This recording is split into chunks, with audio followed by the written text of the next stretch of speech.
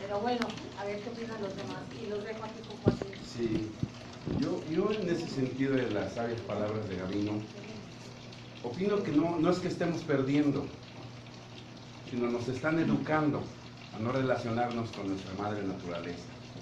Eso tiene que ver mucho con un proceso educativo, culturalizante, que viene del occidente, de otras visiones de este mundo. Le agradezco a Gabino que siempre existe esa palabra que nos sacuda y que no nos deje volar como papalotes, así como hoja al viento, a cualquier lugar. Quiero agradecer a todos ustedes su esfuerzo, su dignidad, su fortaleza de seguir caminando y llegar aquí, a este lugar.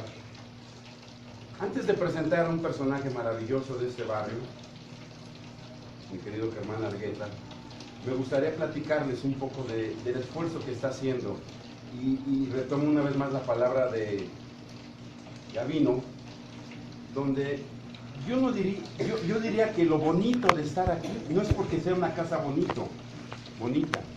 Lo bonito de estar aquí es la confianza que se ha ido construyendo en la gente que habitamos aquí. Esta no es casa de nadie, es casa de una familia que confía en nosotros. Y eso es lo bonito. Cómo volvemos a construir la confianza en los otros. Más allá del espacio confortable, agradable, lo bonito de estar aquí, aparte de tener su compañía y su presencia, es la confianza de la gente de este barrio en abrir su espacio y permitirnos estar aquí, con toda la confianza de que sabemos respetar el lugar y que sabemos reconocerlo y honrarlos. Este espacio, esta zona de aquí, es un lugar de agua, así como Aztlán. Es una ciudad lacustre. Aquí le rasca 1,5 metros y está el agua. Es una zona de agua. Este barrio también se le conoce como el barrio de Temazcatitlán, el lugar de los temazcales. Aquí a 50, 60 metros está el temazcal. Acaban de descubrir hace unos meses el temazcal más grande de la Tenochtitlan. Aquí se encuentra el temazcal. Era donde se bañaban el espíritu y los cuerpos, y la palabra hacía regocijo de esos momentos también. También quisiera decir que el esfuerzo que ustedes han hecho para estar aquí, nosotros queremos aprovechar, porque cuando nos invitan a conocer Monte Albán, ciudades mayas, son grandes territorios, pero cuando hablamos de la Tenochtitlan, solo tenemos el templo mayor, un pedacito de espacio ahí. Eso no solo es la Tenochtitlan. La Tenochtitlan es hasta aquí inicia y llega hasta Tlatelolco y todo esto. Entonces, hoy, con la llegada de ustedes, muchísimas gracias por su sabiduría, fortaleza que nos dan al verlos y al estar con nosotros. Queremos hacer todo un movimiento a nivel ciudad de que se reconozca que era la gran Tenochtitlan, que no solo es el templo mayor de ese pedacito que está en el Zócalo. Aquí abajo hay zona arqueológica.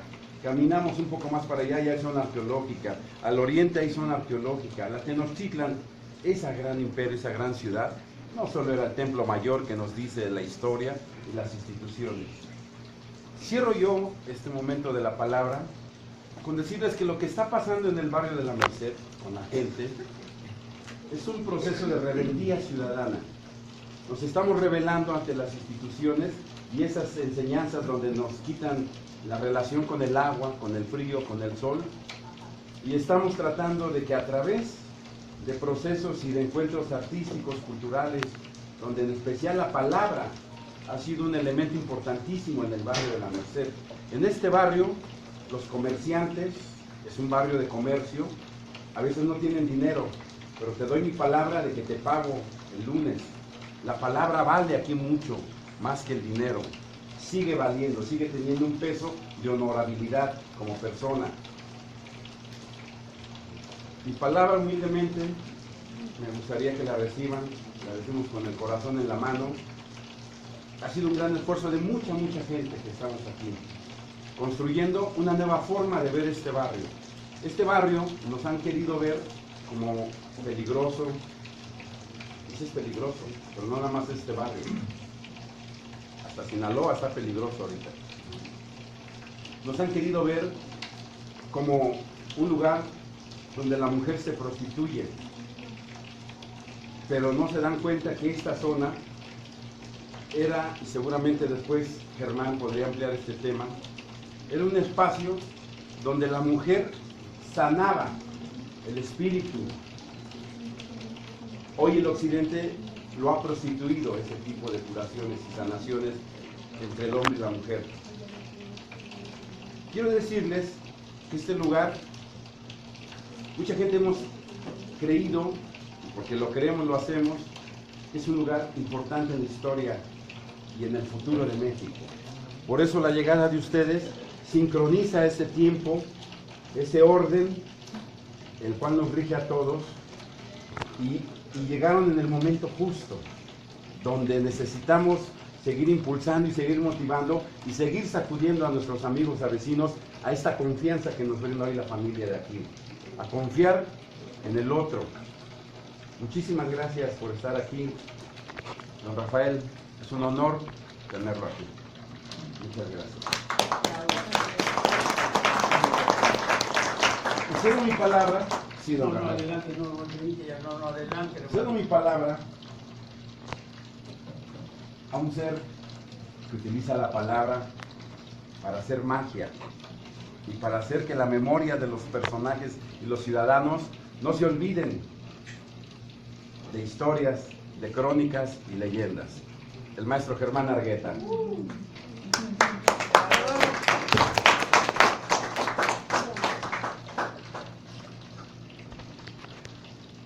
A mí me habita el espíritu que al inspirar uno se mira hacia adentro con respirar, inspirar, espíritu. Cuando me he mirado en el tiempo y reflexionando que somos más que materia, en el cuerpo somos agua. Temazcaltitlán es este barrio en su origen con su toponimio del Temazcal. Yo nací en Temazcalcingo también, de Temazcal, y en el Estado de México mi lengua madre tendría que ser el Mazahua, pero estoy huérfano de esa cosmogonía.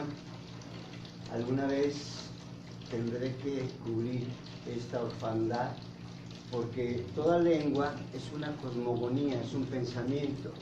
Cuando una lengua muere, muere esa cosmogonía, ese mirar el universo a través de la poesía, porque la lengua huichola, la lengua mazahua, encierra toda una cosmogonía.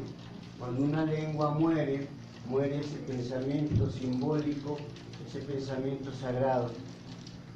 Cuando yo les digo que nací en Temazcalcingo, yo nací frente a un acueducto que pasaba al ras del suelo, de la tierra. La choza donde nací hoy está regresando a donde regresa la tierra porque es de adobe. Las vigas ya no están, esa tierra no la quitaron los caciques, pero yo nací escuchando la poesía del agua que pasaba a 4 metros, el ombligo mi madre lo sembró frente a la choza. Ese ombligo estuvo ahí con una floración de una rosa durante muchos años. Llegó una sequía en Temazcalcingo, Estado de México, de unos 7 años y desapareció el rosal. Pero pensando en ese ombligo rosal, hoy sé que sí, la fragancia, la estela de esa fragancia, que es la floración de la palabra, la vírgula, me habita. Para ustedes, con mucho cariño, hermanos de esta nación que es ancestral, pero en América, la América nuestra, si hay un pueblo digno que conserva una cultura primigenia, pero también una relación con la Pachamama, esta relación que tiene que ver con los espíritus, porque finalmente nuestras divinidades no son como un dios, las divinidades tienen que ver con la tierra misma, con sus dones a través de estas divinidades. Para ustedes, un cuento poema de donde yo nací. La casa, la casa, la casa. La casa de mis abuelos no era una casa, era un barco, porque yo recuerdo que cuando iba a la casa de mis abuelos, siempre emanaba agua por debajo de la casa de mis abuelos. Enmohecidos los muros y las piedras del río serpenteaban agua. La casa de mis abuelos no era una casa, era un barco, porque yo recuerdo que cuando luego yo dormía lentamente, el barco elevaba su ancla y en medio de la neblina navegaba el barco que era la casa de mis abuelos, y yo desde arriba miraba que se peinaban las tejas con la lluvia, y desde arriba miraba los veneros del pozo que tenía peces plateados, donde habitaban mis muertos. Y yo jugaba con los peces plateados, mis manos eran peces plateados. La casa de mis abuelos no era una casa, era un barco, porque yo recuerdo que cuando luego el barco descendía muy temprano por la mañana y llegaba a Puerto Seguro en medio de la neblina, yo salía con mis pantalones cortos y mis pies descalzos y corría por la milpa y me perseguía el rocío de la mañana y jugaba en los charcos y saltaba en los charcos y jugaba en el lodo y jugaba a ser animalitos de barro. Mi cuerpo era de barro, mis manos eran de barro. La casa de mis abuelos no era una casa, era un barco, porque yo recuerdo que luego con mis pantalones cortos y mis pies descalzos me subía por la escalera del tapanco y llegaba a donde estaba el túmulo de maíz desgranado, rojo, amarillo, morado, blanco, y nadaba y miraba cómo entraba luego el tiempo por las rendijas con los hilos del tiempo, y yo jugaba con los hilos del tiempo, y miraba los objetos de labranza de mi abuelo, yo jugaba con los hilos del tiempo, mis dedos eran los hilos del tiempo. La casa de mis abuelos no era una casa, era un barco, porque yo recuerdo que en esa habitación grande que tenía unas vigas muy altas para mi mirada de niño, y miraba ahí que había un foco en la esquina que le tenía miedo a que se lo tragara la oscuridad, y yo recuerdo que había un ropero donde mi abuela lo tenía cerrado, y recuerdo que luego mi abuela, cuando llegaban sus hijos y sus hijas, sacaba, abriendo con la llave, sacaba siempre las sábanas fragantes, y sacaba la vajilla, y mi abuela nos daba, sí, dulces de piloncillo. La casa de mis abuelos no era una casa, era un barco, porque yo recuerdo que luego nosotros saltábamos en la cama y en los colchones de lana, y yo recuerdo que saltábamos los primos, los hermanos, y saltábamos, y luego mi abuela llegaba, y en ese momento todos nos metíamos, los premios, los hermanos, nos metíamos debajo de las frazadas, y recuerdo que mi abuela sacaba dentro de su pecho y corazón un Cristo, y a los 4 rumbos de la tierra mandaba las bendiciones para sus hijos, para sus hijas, para sus nueras, para sus yernos, para sus nietos, para sus nietas. La casa de mis abuelos no era una casa, era un barco. Porque yo recuerdo que luego, sí, antes de dormir,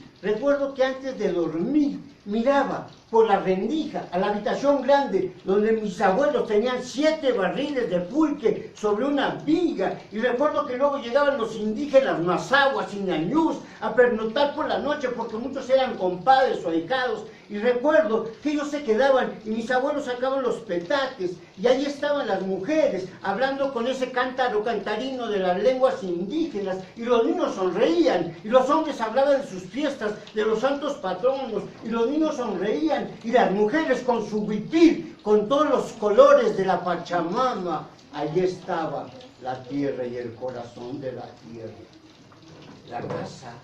La casa de mis abuelos no era una casa, era un barco, Porque yo recuerdo que luego, antes de dormir, escuchaba el cántaro cantarino de las lenguas indígenas. La casa de mis abuelos no era una casa, era un barco, porque yo recuerdo que luego los hermanos y los primos nos subíamos a los árboles rumbo hacia el cielo y agarrábamos los tejocotes, los duraznos, los manzanos y los aventábamos y las primas cachaban la fruta. Y recuerdo que cachaban la fruta y luego mi abuela por la tarde y noche nos mandaba a llamar con un grito y saltábamos de los árboles, saltábamos la cerca, llegábamos ahí a la casa, subíamos los 3 escalones y llegamos a la habitación grande y entrábamos corriendo en tropel rumbo ahí donde estaba la cocina y mi abuela, ahí en el fogón, siempre estaba echando las tortillas y mi abuelo siempre cerca de las faldas de mi abuela y bebía pulque y nos hablaba de sus vivos, y bebía pulque y nos hablaba de sus muertos, y bebía pulque con su sombrero viejo y su gabán viejo, y bebía pulque y mi abuelo nos hablaba de sus vivos, y nos hablaba de sus muertos, y nos hablaba de sus vivos, y nos hablaba de sus muertos, y nos hablaba de sus muertos, y nos hablaba de sus muertos, y tanto me habló de sus muertos, que esos muertos empezaron a estar vivos en mi pensamiento y corazón. La casa de mis abuelos no era una casa, era un barco. Porque yo recuerdo que luego mi abuela atizaba en el fogón y salían las chispas rojas, azules y anaranjadas. Y yo me acercaba y atizaba en el fogón y saltaban las chispas y saltaban los pingos rojos, azules y anaranjados. Yo era un pingo. La casa de mis abuelos no era una casa, era un barco. Porque yo recuerdo que luego mi abuela nos daba atole de masa con piloncillo en un jarro y yo me bebía la caricia de mi abuela. La casa de mis abuelos no era una casa, era un barco. Porque yo recuerdo que una noche mi abuela todavía estaba echando tortillas en el comal y echó una tortilla grande y la tortilla empezó a crecer y a esponjarse y a crecer y a esponjarse y a elevarse y a elevarse y a elevarse y salió por la ventana y en medio de la noche no era una tortilla, era una luna olorosa a maíz dulce. La casa de mis abuelos no era una casa, era un barco. Porque yo recuerdo que luego el barco navegaba en medio del oleaje de la noche y llegaba a puerto seguro. La casa de mis abuelos no era una casa, era un barco. Pero hoy, que he crecido, ya no mana agua por debajo de la casa de mis abuelos. En Moesilo ya no están los muros, ya no serpentea agua por la calle. Desaparecieron las piedras y el agua. La casa de mis abuelos. La casa de mis abuelos.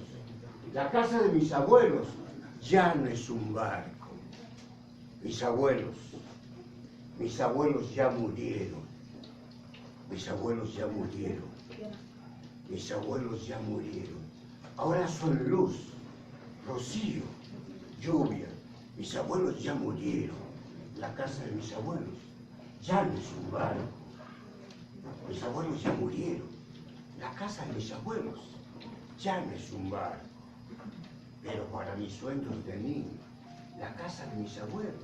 Para mis sueños de niño, la casa de mis abuelos. Para mis sueños de niño, la casa de mis abuelos. Para mis sueños de niño, la casa de mis abuelos sigue siendo un bar.